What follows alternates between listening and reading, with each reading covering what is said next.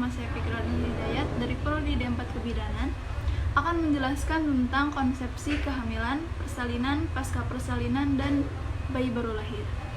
Jadi, stay tune ya. Nah, baik, saya akan menjelaskan apa itu kehamilan. Menurut WHO, kehamilan adalah proses 9 bulan di mana perempuan membawa embrio dan janin yang berkembang di dalam rahimnya. Selanjutnya, tingkat konsepsi dalam kehamilan. Nah, ketika telur sudah diovaluasi menjadi waktu yang tepat untuk dibuahi oleh sperma dan dapat dikatakan sebagai konsepsi. Dengan kata lain, idealnya hubungan seksual harus terjadi sebelum momen ovaluasi itu meningkatkan peluang konsepsi. Masa paling subur yaitu hari-hari menjelang ovaluasi.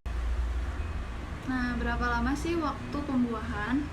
Sperma dapat hidup di saluran reproduksi wanita selama kurang lebih 5 hari. Hingga kehamilan setelah berhubungan seks dapat berlangsung hingga minggu sebelum ovaluasi. Sementara itu, sel telur hidup selama 12 hingga 24 jam setelah ovaluasi. Konsepsi paling mungkin terjadi sekitar 14 hari ke siklus terakhir, sedangkan kehamilan dihitung dari awal siklus itu. Jadi ada perbedaan 2 minggu. Misalnya, ketika calon ibu hamil 6 minggu, usia kehamilan 4 minggu.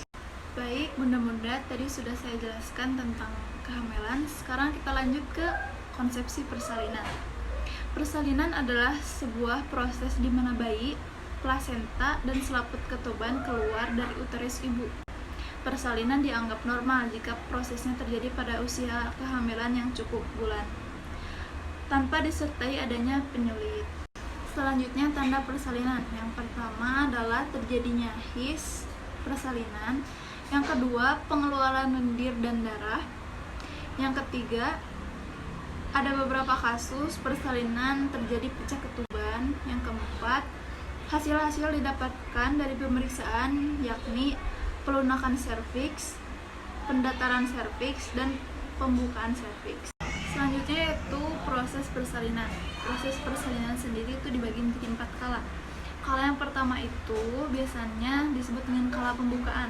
Kalau kala yang kedua adalah proses pengeluaran janin.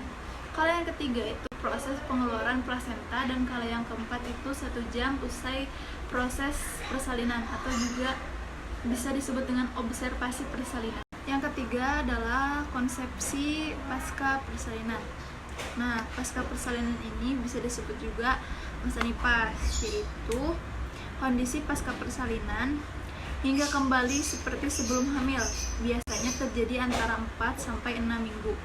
Selama masa nifas ini, organ reproduksi akan berangsur-angsur kembali seperti semula sebelum hamil, yaitu disebut juga masa involuasi. Berikut ini 5 hal yang harus Bunda waspadai ketika nifas. Yang pertama itu terjadinya infeksi, karena tubuh kita saat nifas itu rentan sekali terkena infeksi. Yang kedua, terjadinya pendarahan pada vagina. Yang ketiga, kelainan pada payudara. Yang keempat, sakit kepala dan suhu tubuh yang meningkat. Yang kelima, munculnya postpartum blues. Yang keempat adalah konsepsi bayi baru lahir, yaitu bayi baru lahir fisiologis adalah bayi yang lahir dari kehamilan 37 sampai 42 minggu, dan berat badan bayi lahir 2.500 sampai 4.000 gram. Adaptasi bayi baru lahir. Yang pertama adalah sistem pernapasan, yang kedua suhu tubuh, yang ketiga sistem kardiovaskuler dan darah, yang keempat sistem ginjal, yang kelima sistem pencernaan, yang keenam sistem reproduksi.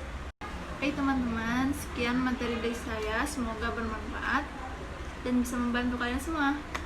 See you next time.